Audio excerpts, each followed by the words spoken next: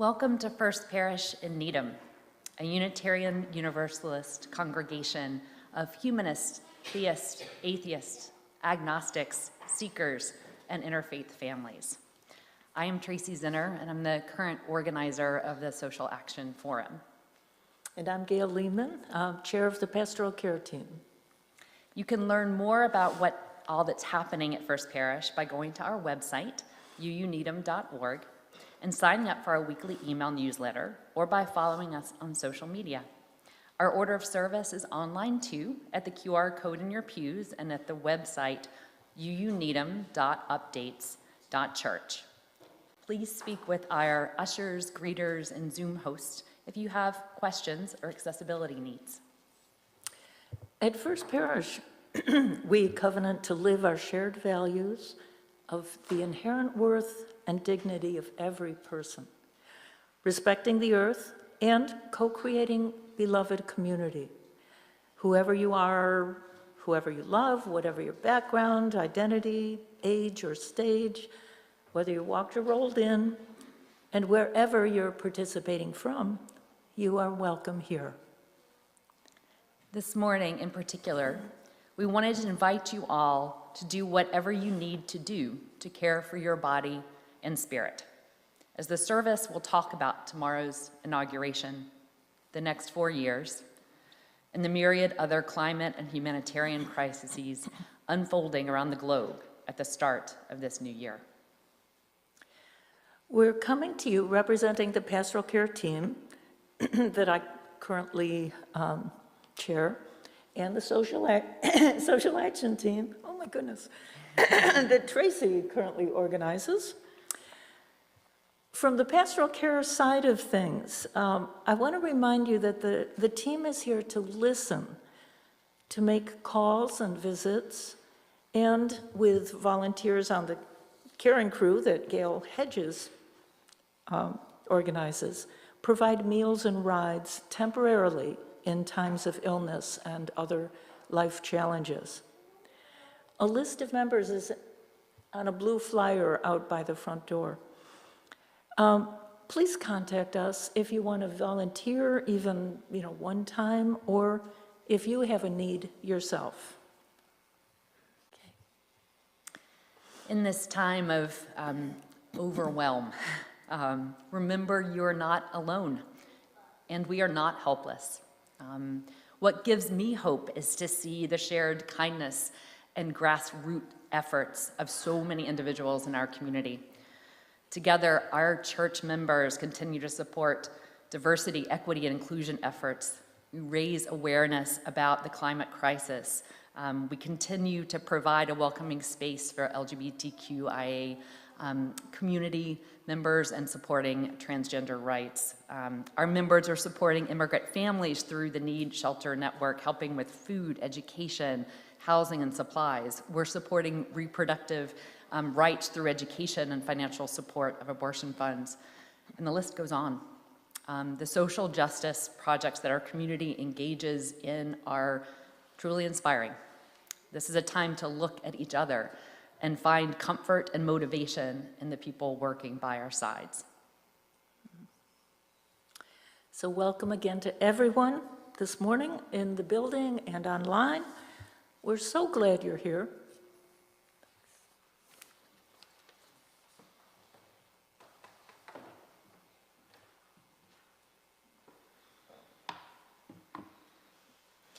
And before we light our chalice, I just want to quickly mention that you might notice that our assistant music director, Chris Lockman, is homesick today, but we are so happy and grateful this morning to welcome Marilyn Whipple as our guest pianist. So some of the music is different than what you'll read in the orders of service, and we'll share a list of music attributions for what was actually played this morning at the end of the service. And as we light our chalice, symbol of our UU faith this morning, I think about all of the other UU congregations around the country and the world who are also taking matches to sandpaper and lighting their chalice flames this morning too, some at likely this very same moment. And so as we light our chalice, let us take a moment to call to mind some of these places and spaces.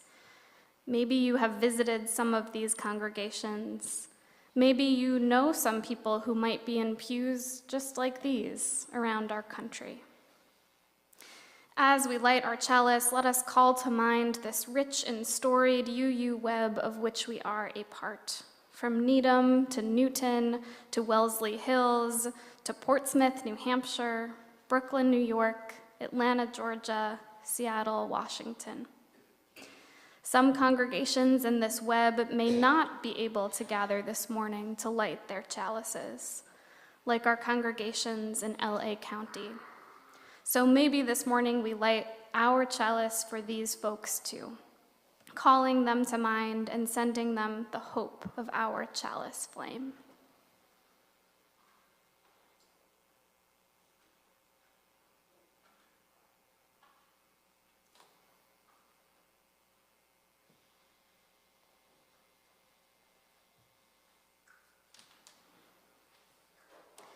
Our opening hymn, There Is More Love Somewhere, comes to our hymnal from the South African anti-apartheid movement. So please rise in body or in spirit as you're willing and able, and join in singing There Is More Love Somewhere. The lyrics are in your orders of service up on the screen and at number 95 in the gray hymn books.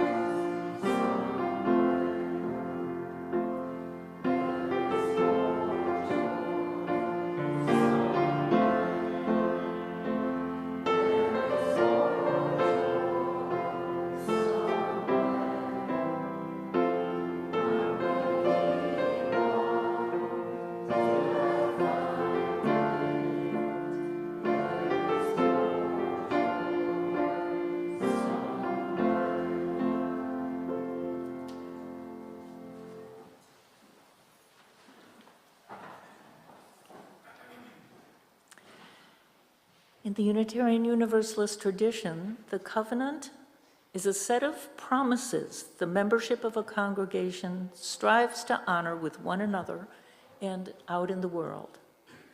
Whether we participate in our community online or in the building, we strive to live these promises every day. Please say along with me the words of our parish covenant. We gather as a loving community to encourage and comfort one another.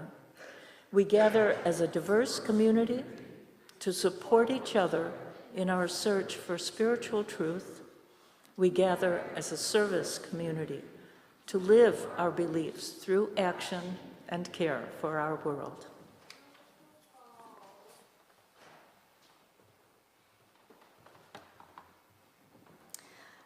This morning, for our Time for All Ages, we read a favorite book of mine called Desmond Gets Free by local UU musician and preacher who some of you may know, Matt Meyer, and illustrated by Kim Pham.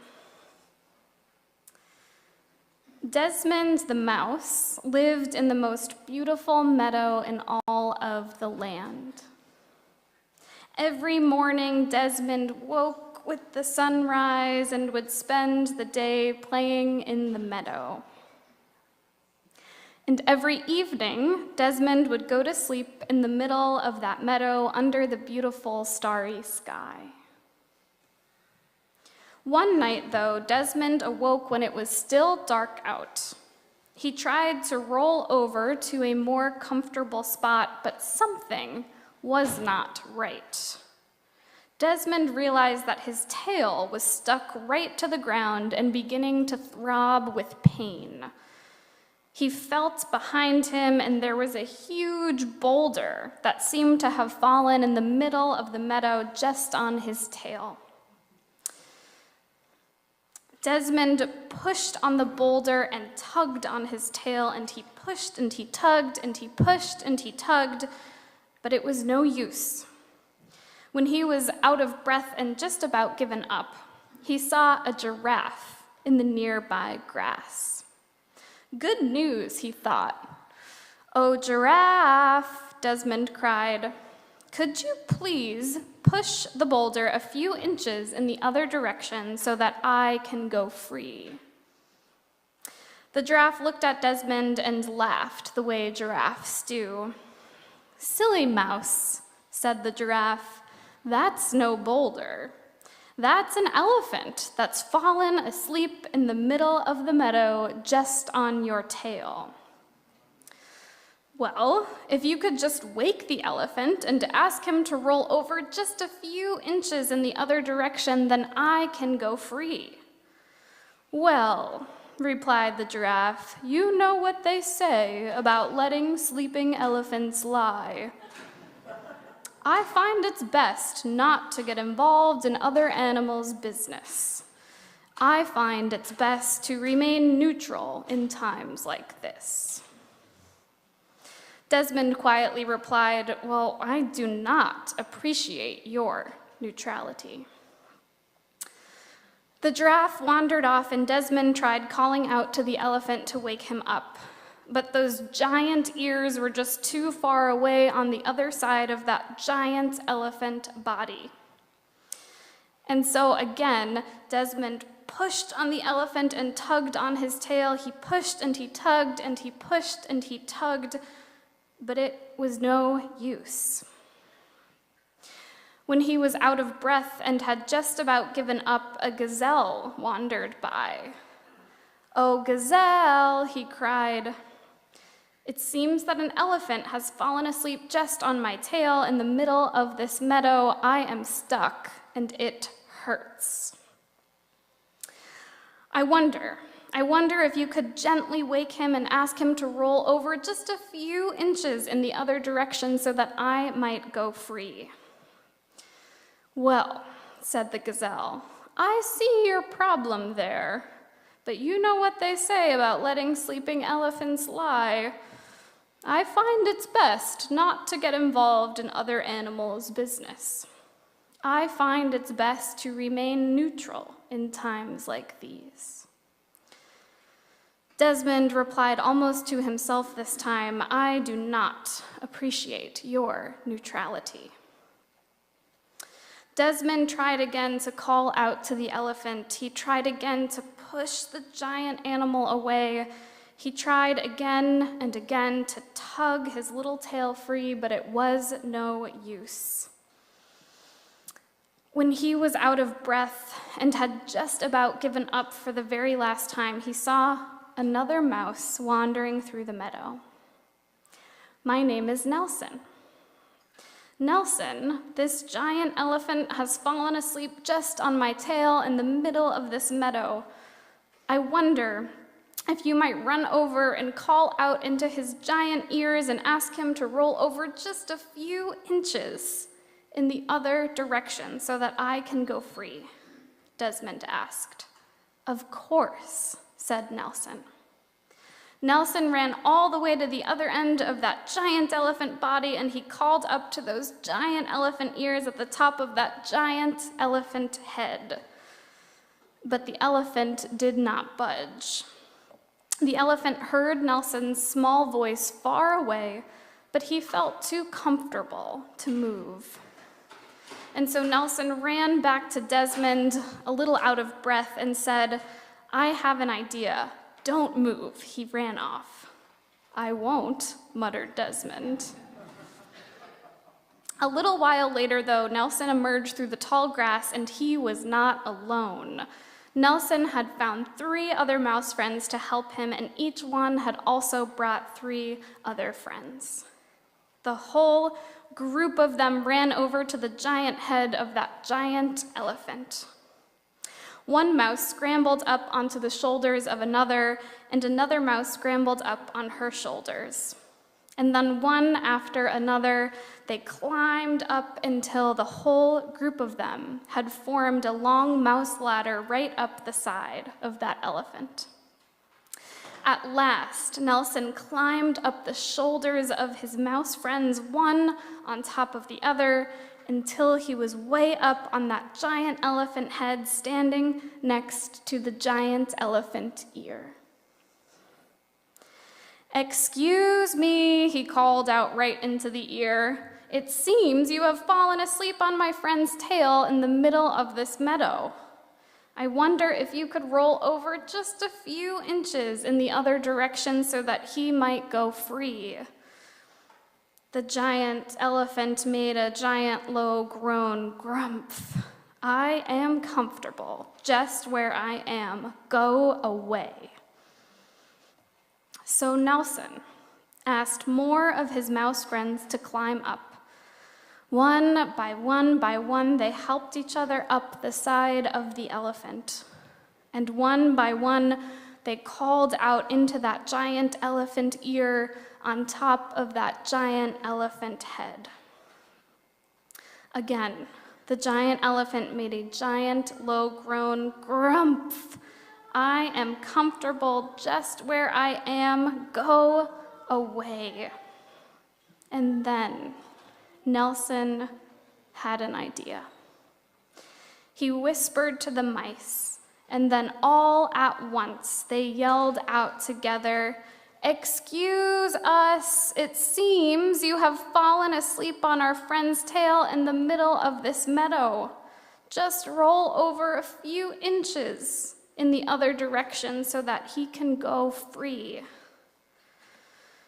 This time, all those voices together right next to the elephant's ear were too loud to ignore. "I was comfortable where I was, but I'll move over if you agree to just stop making such a racket," the elephant cried out. And then the elephant rolled over just a few inches in the other direction.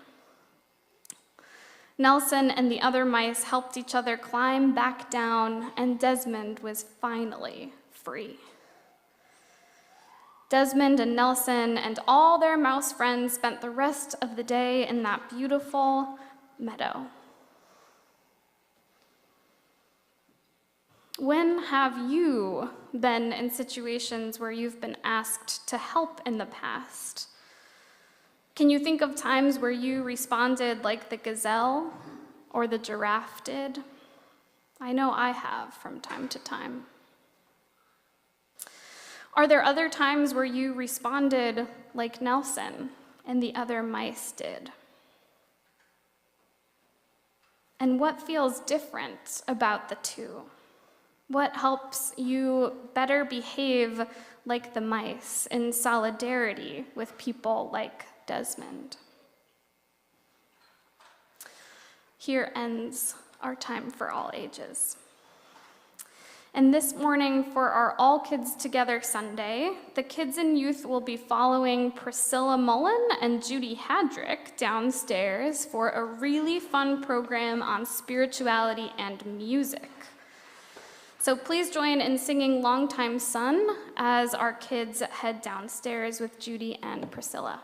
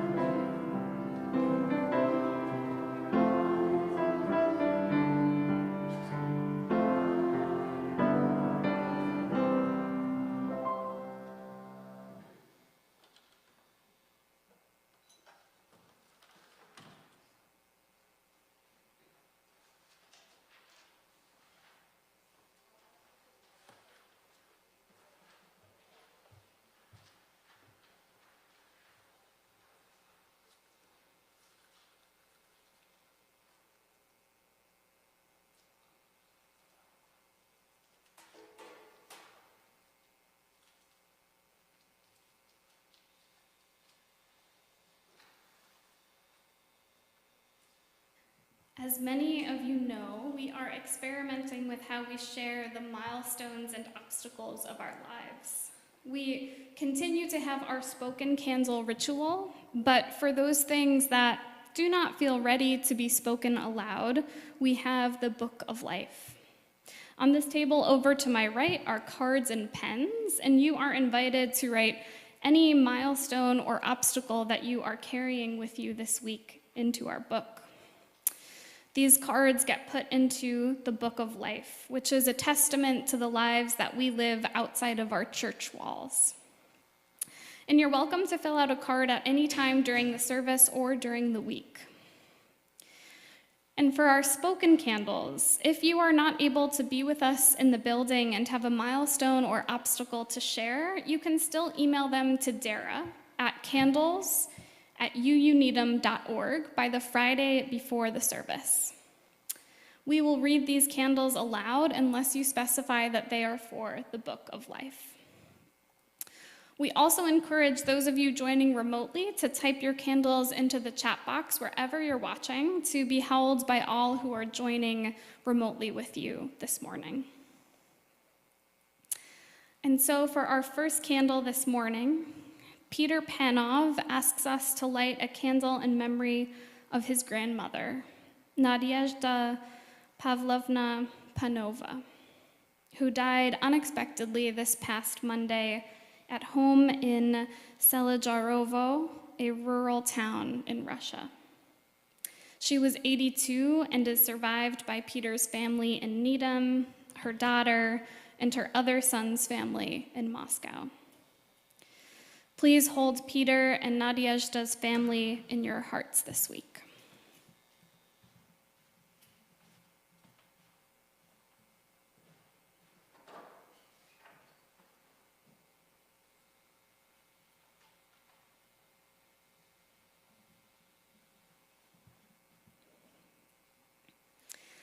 And our next candle this morning is from the First Parish staff team, a candle of deep sorrow for the devastation that LA is experiencing right now as they are ravaged by wildfires.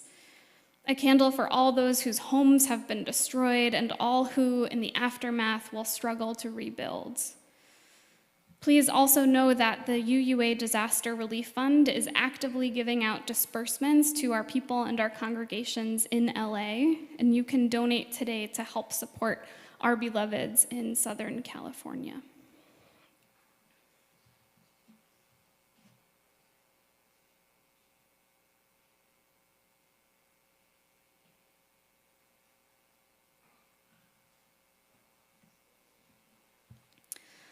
And now if you are in the building and have a milestone or obstacle to share, you are invited to come forward, light a candle, share your name and your pronouns, and briefly describe what is on your heart this morning.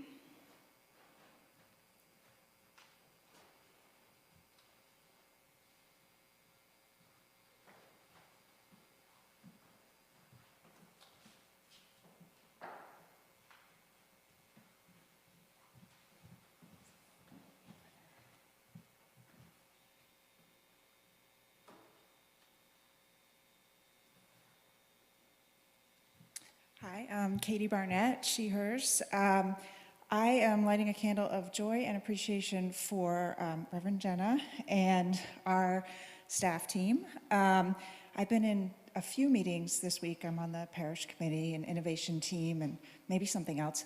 And one thing that kept coming up was how our RE program is really growing and vibrant. And I noticed this morning there were only a couple of kids, but I want people to know that there are 30 kids enrolled in RE here. And I think a lot of people don't know that because you don't see them. They're here at different times, and they don't sit here with us on Sunday mornings. So I just wanted to light a candle of joy and appreciation for our staff team who's working so hard to vitalize the RE committee, the RE program, the volunteer teachers, and for the kids and families who are part of this community and for the growth ahead for our RE program.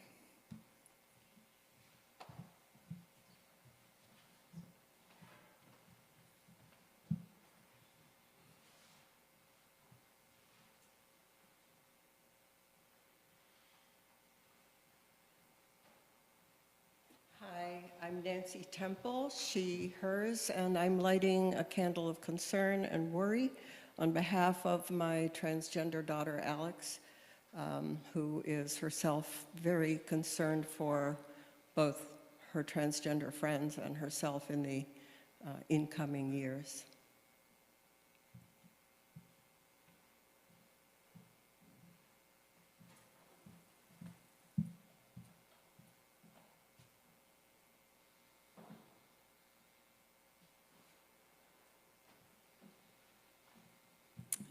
I'm Mary Ann McGowan, and I use she, her pronouns.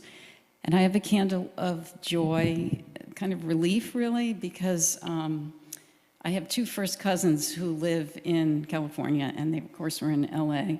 And I found out that they're both safe. They both were able to not be in the sort of the line of fire, so to speak. And one of them, my cousin Spencer, and his family had literally just moved to Northern California 2 months before the fires and would have been severely affected had they stayed. And my other cousin her community was safe, and she's also been helping with relief work and meals and so forth. So I was just very happy to get that news.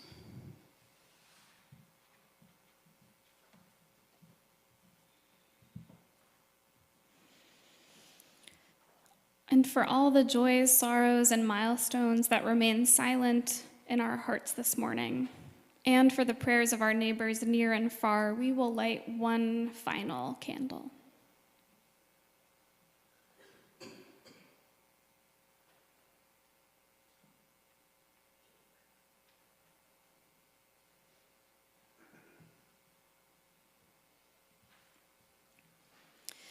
May the peace in this sanctuary be felt too wherever you are participating from, as we remember that even though worshiping at different times and in different places, we are still deeply connected.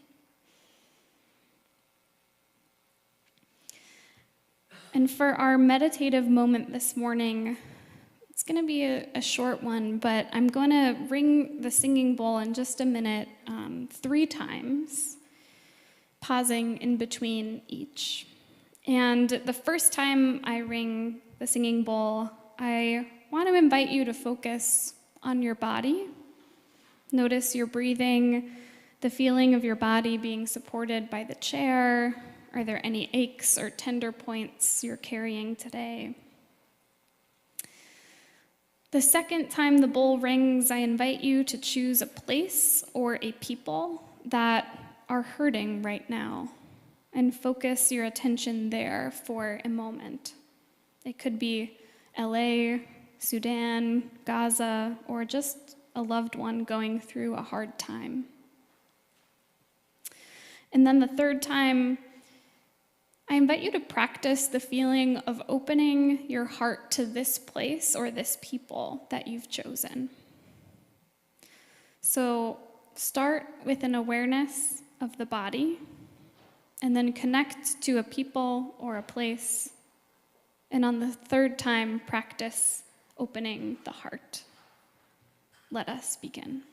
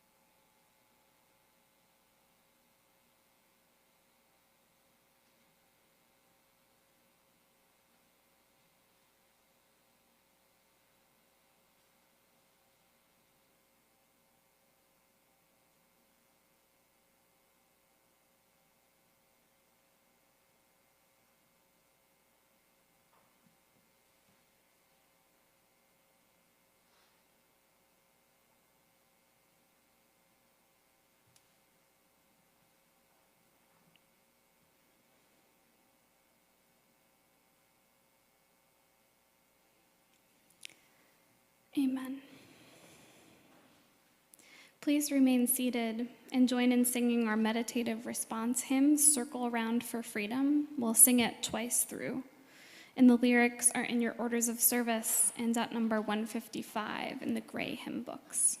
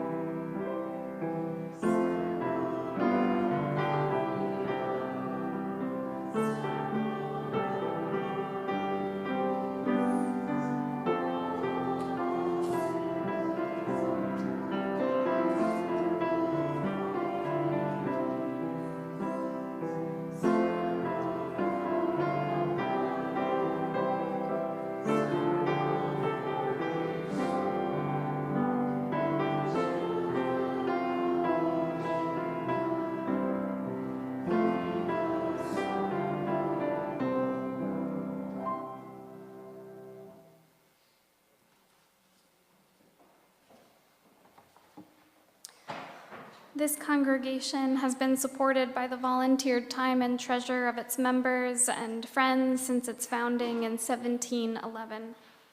This is the time in our service when we, the modern stewards of this church, offer what we can to build and sustain the congregation and the world that we envision. For the month of January, we will be sharing our plate with Diverse Revolutionary UU Multicultural Ministries, or DRUM for short. DRUM is the oldest and largest UU people of color ministry and anti-racist community organization based in North America.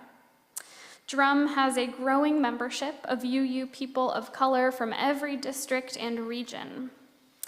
Led by a dedicated team of volunteers and part-time staff, DRUM continues to lead efforts to fulfill the journey toward wholeness resolution, towards becoming an anti-racist, anti-oppressive, multicultural UUA, creating space for youth, young adults, and their families of color.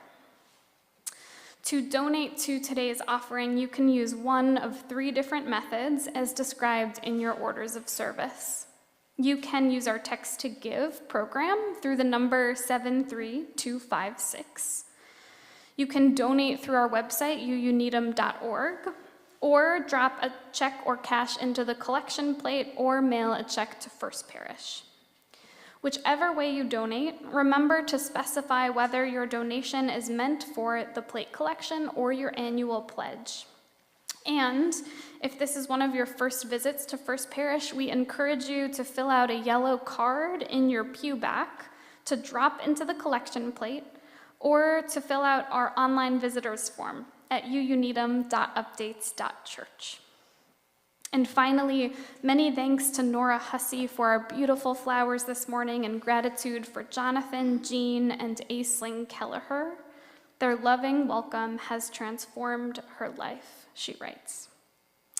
Thank you for everything you are able to give to help support and sustain this congregation and the vital work of our community partners. May the ushers please come forward.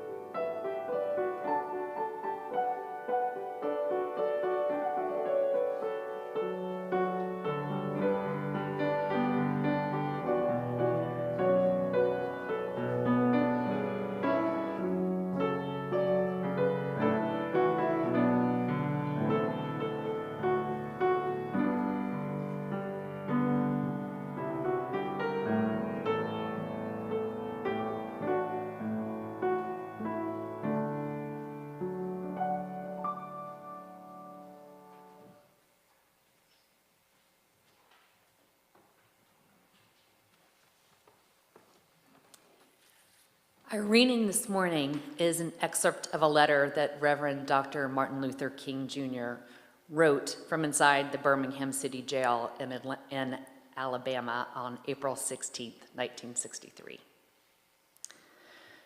My dear fellow clergymen, while confined here in the Birmingham City Jail, I came across your recent statement calling my present activities, quote, unwise and untimely. Seldom do I pause to answer criticism of my work and ideas, but since I feel that you are men of genuine goodwill and that your criticisms are sincerely set forth, I want to try to answer your statement in what I hope will be patient and reasonable terms. I think I should indicate why I'm here in Birmingham, since you have been influenced by the view which argues against outsiders coming in. I have the honor of serving as president of the Southern Christian Leadership Conference. We have some 85 affiliated organizations across the South, and one of them is the Alabama Christian Movement for Human Rights. Several months ago, the affiliate here in Birmingham asked us to be on call to engage in a nonviolent direct action program, if such were deemed necessary. So I, along with several members of my staff, am here because I was invited here.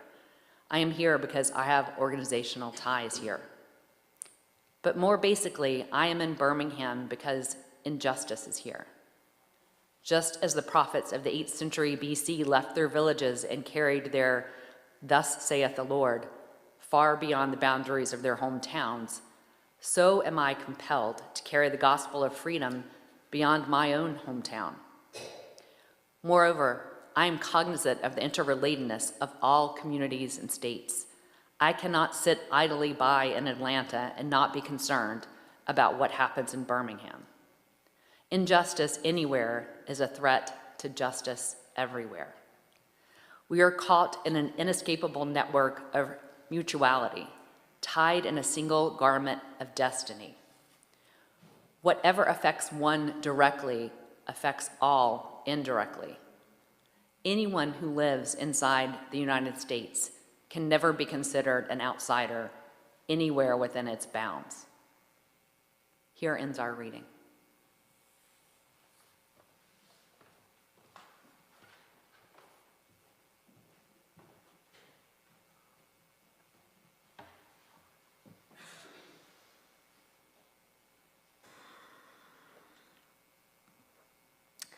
Friends, I don't know about you, but I have been grieving the results of this last election. And as Euro-American UU Minister Reverend Dr. Daniel Cantor down in Dallas, Texas, reminded folks in his sermon the Sunday after the election, if you want to debate politics, we can do that tomorrow, because we have a long-standing tradition of freedom of the pews. But today, he said, today I have freedom of the pulpit, and I will take the same liberties. And so, yes, I have been grieving. My grief has taken many forms since November the 6th. On the morning after the election, my grief hit like a truck as anticipatory grief, a grieving for everyone who would be living at greater risk of deportation. A grieving for all my trans beloveds and their rights and their thriving and their ability to access gender-affirming care. A grieving for every person, women, and in particular, women who have been sexually assaulted, immigrants, BIPOC folks, and other people of color, folks with disabilities, and the list goes on, who have been made to feel invisible, unsafe, or like they don't matter by the former Trump administration and campaign. A colossal grief for our precious planet Earth. And let's be honest, even for the longevity of our democracy as we know it. That anticipatory grief came and still comes with so many tears. And let me be even more honest for a moment. Sometimes the grief consumed so much oxygen in the room that some truths that I had formerly held to be indisputable, truths like The arc of the universe is long, but it bends toward justice. Truths like social justice movements matter. Truths, even as vague and fundamental as anything we do, matters. I wasn't so sure of anymore in certain moments. I admittedly had thoughts, the fleeting thought, like, why spend time in RE, teaching our kids to be kind or teaching our kids in the inherent worth and dignity of all people if we could go and elect someone to the highest office in our land who is unkind and who does not treat everyone with worth and dignity? And of course, we are in a time not of a single crisis of just our national leadership, but a poly-crisis, where multiple crises converge and exacerbate each other, as Black doula and activist Adrienne Marie Brown reminds us. Los Angeles County is burning, Sudan is in the throes of a brutal civil war, and while a ceasefire deal has been brokered in Gaza, it was only after nearly 50,000 people died, with over 100,000 wounded. And we are seeing with so much clarity from multiple different angles the underside of and the falling apart of our capitalist political economy. This is all to say that when I realized that I was scheduled to preach the day before the inauguration, I struggled, despair still hovering over me like a storm cloud. Some of my fundamental truths, some of the things that I've preached right here in this pulpit over the years have been thrown into question, and sometimes they still feel like they lie on shaky ground.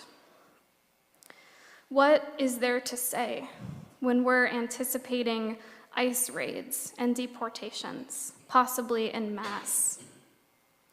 What is there to say when trans folks have already died by suicide in the weeks and months following the election?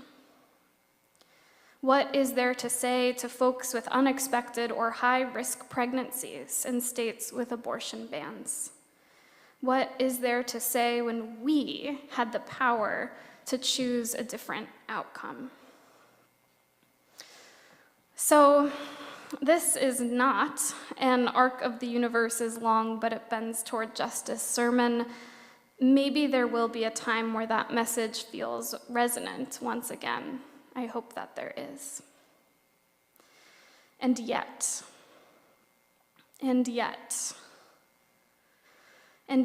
I think about the characters in our time for all ages. I think about the gazelle and the giraffe. You know what they say about letting sleeping elephants lie. I think about what it takes to be neutral in times like this. Unlike Nelson the mouse and all the other mice who formed this network of solidarity with Desmond, to just armchair psychologize the gazelle and the giraffe for just a moment, they would have had to be pretty isolated, pretty disconnected from the very ecosystem that they were a part of, to let Desmond stay there, crushed under the weight of the elephant.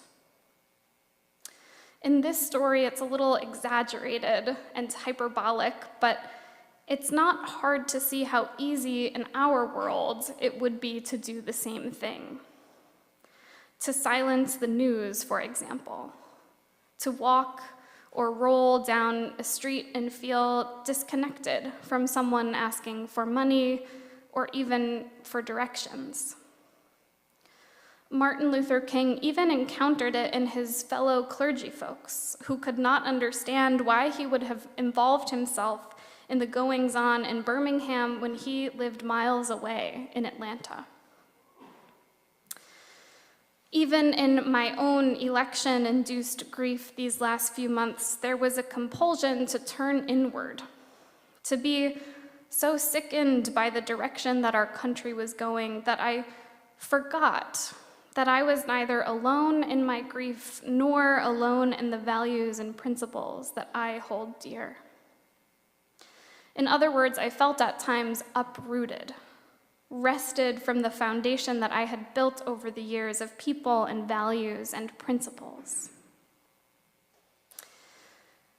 In his sermon the Sunday after the election, Reverend Dr. Daniel Cantor said, "They can try to extinguish our flame and silence us, or tell us that the world is a hateful place, but love will not die here today." And that, in this moment, feels like the offering to me. When the grief grows so large that it begins to consume all of the oxygen in the room, the only direction left to go is down. Root down. Root down into the places where it feels like love will not die, where our visions of beloved community will not die, where the sacrosanct notion of the inherent worth and dignity of all people will not die. Just hours after the results came in for the election, Euro-American climate activist and journalist Rebecca Solnit wrote on her Facebook page, "They want you to feel powerless and to surrender and to let them trample everything, and you are not going to let them." In other words, they want to uproot you, to uproot us. When Hurricane Katrina slammed into the Gulf Coast so many years ago, almost everything lost its footing, writes Black activist and farmer Naima Pennyman.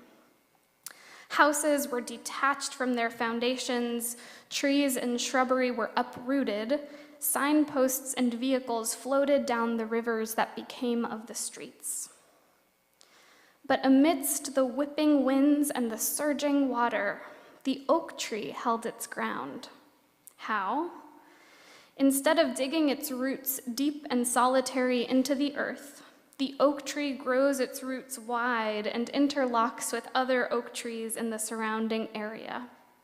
And you cannot bring down 100 oak trees bound beneath the soil, end quote. The same goes for us, I believe, because the storms are indeed coming. Root down. It could be here at First Parish, or it could be anywhere where it feels like love will not die. Root down selfishly for your own survival, like the oak trees in the wake of Katrina. Humans do not tend to thrive in environments of hate, greed, oppression, and corruption. We need things like love, belonging, and safety instead. So root down into places where these nourishing things are abundant. But when you begin rooting into these alternative spaces and gathering your people in, I think we will be amazed by what can grow between us, even when the despair feels insurmountable. Like the mice in Desmond Gets Free, they surely felt rooted in with Desmond, or else they wouldn't have gone to all that trouble to wake the elephant. And it's like Martin Luther King Jr. said, we are caught in an inescapable network of mutuality. Whatever affects one directly affects all indirectly. King, too, was rooted into a network of other activists, other people of color through the Southern Christian Leadership Conference. Like a network of oak trees, they connected in the underground such that if injustice happened in a faraway town and place, it activated this root system of resistance, civil disobedience, and compassion. So root down, my friends, because the next 4 years are going to need all of us. The homepage for Project 2025 reads, Project 2025 will create a playbook of actions to be taken in the first 180 days of the new administration, quote, to bring quick relief to Americans suffering from the left's devastating policies. And if you haven't read what's in Project 2025 yet, take some time to do so. If ever there were a time to strengthen and extend our root systems to protect everything that is under threat from Project 2025, That time would be now. Already, social justice movements are moving deeper and deeper underground, and by that, I don't mean dormant, but literally below the ground. UUSC's Pink Haven Coalition. They're taking in trans and gender nonconforming folks and relocating them to safer states. Communities of faith from a wide variety of religious traditions continue to house immigrant families in sanctuary congregations, offering them support that their state and federal governments do not. And make no mistake, you do not have to have all the answers to root down. You do not have to always feel well or optimistic to root down. You do not have to be without grief or despair to root down. Just find the people who love what you love. First Parish, I hope, is very much one of those places, but may not be the only one. Integrate rituals to remind each other constantly of these shared values. Extend your root system wider.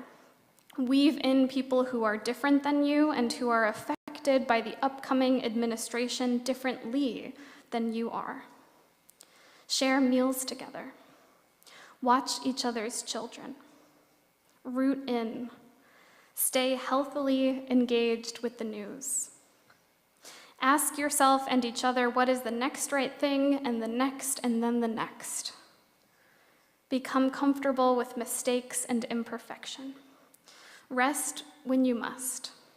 Make tea, go outside, weave in one more, sing together, and root down deeper and deeper. If you have bandwidth, focus your attention on these next 180 days. Root in with organizations whose root systems are wide and deep in order to maximize the impact of your resistance. Organizations like UU Mass Action, Pink Haven, the First Parish Social Action Team, and others. And like oak trees, we will be harder to trample in the next storm and the next. Our roots will grow stronger. So much is changing under our feet, and there are certain things about 2025 that King probably would not have predicted in 1963, although it seems like people like Octavia Butler might have been able to. But King's words still ring true. We are caught in an inescapable network of mutuality, tied in a single garment of destiny. May it be so. Blessed be, and onward.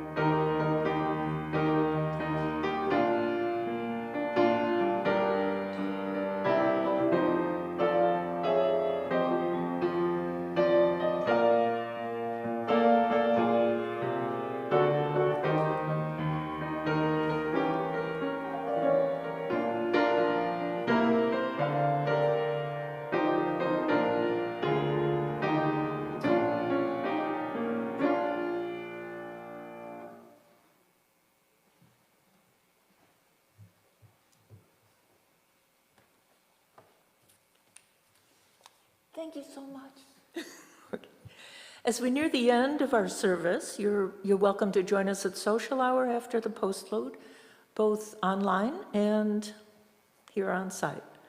If you're a relative newcomer and want long-timers to come and chat with you this morning, please take a red mug.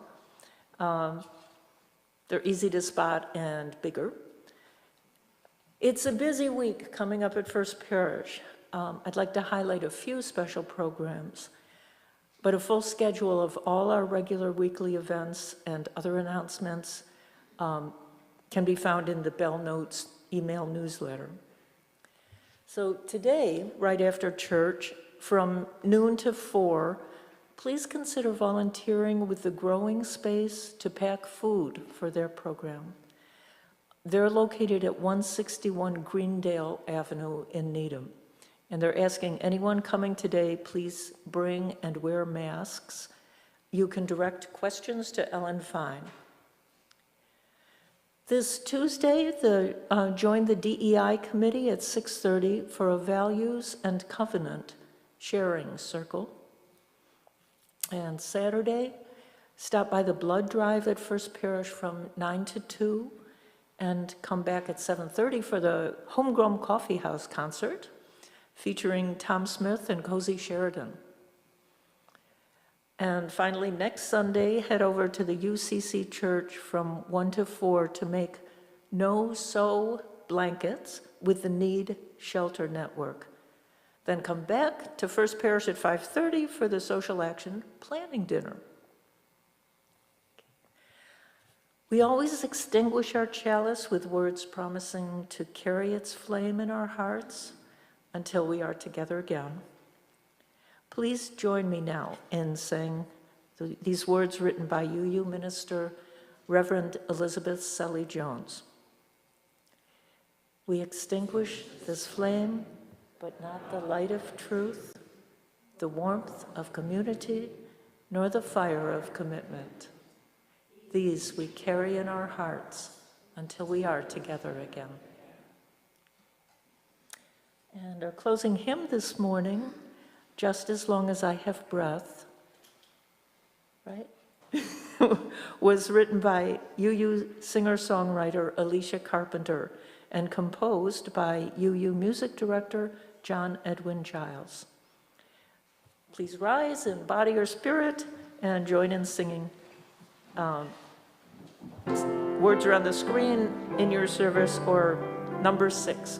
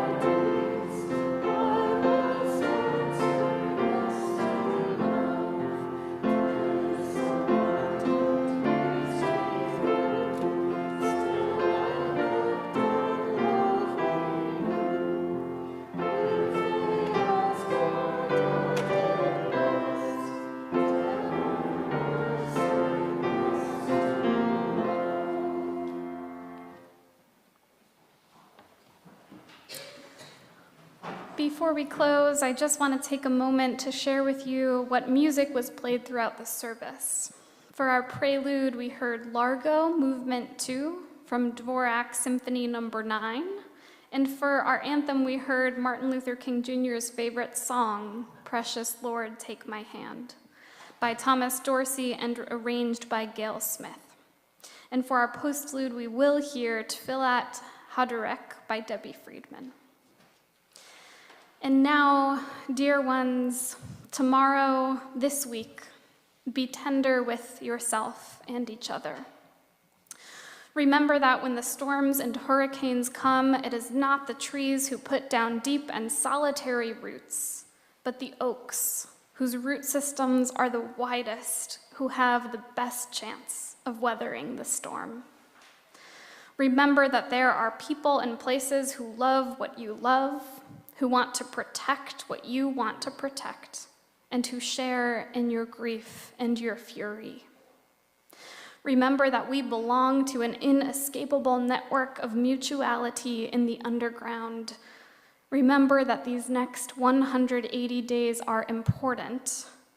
Remember that you have all the resources that you need to be ready. Our service begins when our service ends. Amen. And go in peace.